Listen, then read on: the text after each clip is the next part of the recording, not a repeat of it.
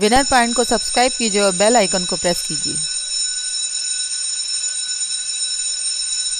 मेरे प्रिय शिष्यों, विनर पॉइंट एजुकेशन में आपका बहुत बहुत स्वागत है। मैं अमिता त्रिपाठी आज पुनः आपके समक्ष प्रस्तुत हुई हूँ आषाढ़ का एक दिन का तृतीय अंक का सारांश लेकर। इससे पहले मैंने आपको प्रथम और द्वितीय अंक का सारांश समझाया था।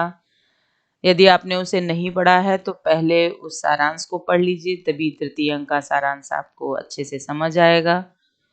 तो तृतीय अंक का सारांश समझाने से पहले मैं आपसे यही कहना चाहती हूँ, यदि आप मेरे चैनल पर बिल्कुल नए हैं तो मेरे चैनल को तुरंत सब्सक्राइब कीजिए, लाइक कीजिए, बेल आइकन प्रेस करके ऑल नोटिफिकेशन ऑन कर लीजिए ताकि मेरे सभी वीडियो आपको समय से प्राप्त हो जाएं। तो आइए वीडियो प्रारंभ करते हैं। तो आपने देखा कि द्वितीय अंक में क्या होता है। द्वितीय अंक में कालिदास आते हैं, लेकिन वो वहां अभी उनसे मिलने नहीं जा पाए हैं। अब क्या होता है देखिए, कुछ और वर्षों के बाद की घटनाएं क्या घटती हैं। इस बार अंबिका दिखाई नहीं देती है तृतीय अंक में। वहां है पालने में लेटा एक शिशु दिखाई देता है जो कि मल्लिका का बच्चा है, मल्लिका के अभाव की संतान है।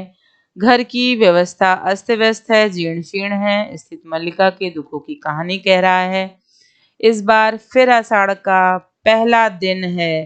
पहले की भांति इस बार भी मूसलाधार लगातार वर्षा हो रही है, परंतु इस बार उस वर्षा का आनंद उठाने की स्थिति मल्लिका की नहीं है, जो कि उसने प्रथम अंक में कालिदास के साथ उठाया था। आज स्थिति देखिए, मौसम हमेशा आते रहते हैं, मौसम बदलते रहते हैं। जो आप पहले जिसका अनुभव कर चुके होते हैं, शायद जिंदगी में दोबारा उस अनुभव का आनंद आप ले पाए, ऐसा बहुत कम ही होता है, जैसा कि मल्लिका के साथ हुआ। प्रथम अंक में आपने देखा कितनी प्रसन्न थी मल्लिका कालिदास के साथ। आषाढ़ का पहला दिन उसके साथ भीग कर मूसलाधार बारिश में, लेकिन आज स्थिति कुछ और है, वह उसका आनंद नहीं उठा पा रही है। मातुल भिगता हुआ आता है। जिस वैभव और सत्ता की सुख की लालसा से वह जैनिक गया था, वह लालसा तो पूरी हुई, मातुल का मोह भी भंग हुआ है। चिकने शिलाखंडों से बने प्रासाद, आगे पीछे चलते प्रतिहारी, कालिदास का संबंधी होने के नाते अकारण मिलने वाला सम्मान शुरू में तो बहुत आकृष्ट करता है, परंतु धीरे धीरे इस सब से वह उबने लगा। यानी एक समय ऐसा आता है कि वो चीज आपको अच्छी नहीं लगती है, सम्मान इतना मिल रहा है, लेकिन जो उसके ग्राम प्रांत में आनंद था वो वहां नहीं है। वो कहीं ना कहीं उसे याद करता है। वह सूचना देता है कि कालिदास ने कश्मीर का शासन भार त्याग कर संन्यास ग्रहण कर लिया है।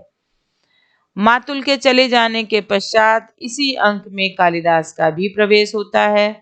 प्रथम अंक में जिस तेजस्वी कालिदास के दर्शन आपने किए थे, वो दूसरे अंक में जिसकी प्रतिभा, योग्यता और यश की चर्चा आपने देखी, उसी तीसरे अंक में उसके विपरीत भग्न हृदय विवश कालिदास दिखाई देते हैं। अर्थात वो यहाँ पे विवश हैं, हृदय उनका टूट चुका है, हर चीज से वो एकदम परेशान हो चुके हैं। अब वो सारी चीजें उन्हें बिल्कुल अच्छी नहीं लग रही है, वो अपने ग्राम प्रदेश में वापस आना चाहते हैं।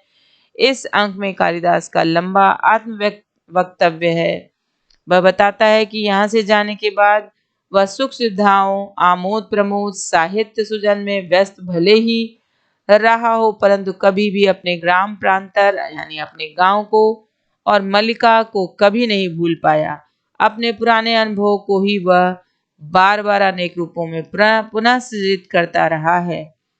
जिन लोगों ने सदा उसका तिरस्कार किया था, उसका उपहास किया था, उनसे प्रतिशोध लेने की कामना से ही उसने कश्मीर के शासन का दायित्व वहन किया था, संभाला था, परंतु अब वह इस कृत्रिम जीवन से थक चुका है। कृत्रिम जीवन यानी दिखावा, भौतिकता, ये सारी चीजें उसे पसंद नहीं आ रही हैं। अतः शासक मात्रगुप्त के कलेवर से संन्यास लेकर वह पुनः कालिदास के कलेवर में लौट आया है। मात्रगुप्त अर्थात कालिदास का नया नाम मिल गया था उसे जब उसने शासन संभाल लिया था, लेकिन वह अपने पुनः के नाम को जीना चाहता है। अब वह यही इसी प्रदेश में ही रहना चाहता है, मल्लिका के साथ अपने जीवन का पुनः आरंभ करना चाहता है। इस बातचीत के बीच बीच में दरवाजे पर दस्तक होती रही, परंतु मल्लिका दरवाजा नहीं खोलती है। इस वक्तव्य के दौरान उसे एक बार भी यह विचार नहीं आता कि उसके उज्जैनी जाने और वहां से वापस आने की दीर्घ अवधि में मल्लिका को किन किन कठिनाइयों का सामना करना पड़ा होगा। ये सोचती है कि शायद कालिदास ऐसा सोचे। उज्जैनी जाने के बाद उसके जीवन की दिशा भी बदल सकती है, यह तो वह सोच ही नहीं पाता है। सहसा अंदर से बच्चे के रोने की आवाज और विलोम के प्रवेश से उसे वस्तु स्थिति का बोध हो जाता है, यानी वहां क्या चल रहा है, इस सब चीज का आभास उसे हो जाता है।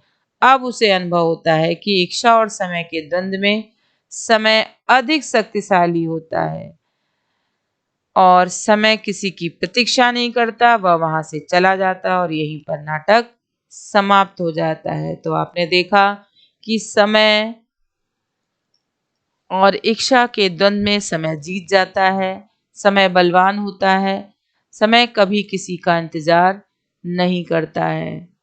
जैसा कि इस नाटक में आपने देखा।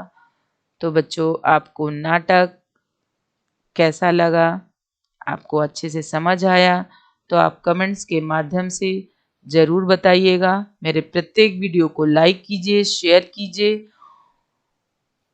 तब तक के लिए धन्यवाद।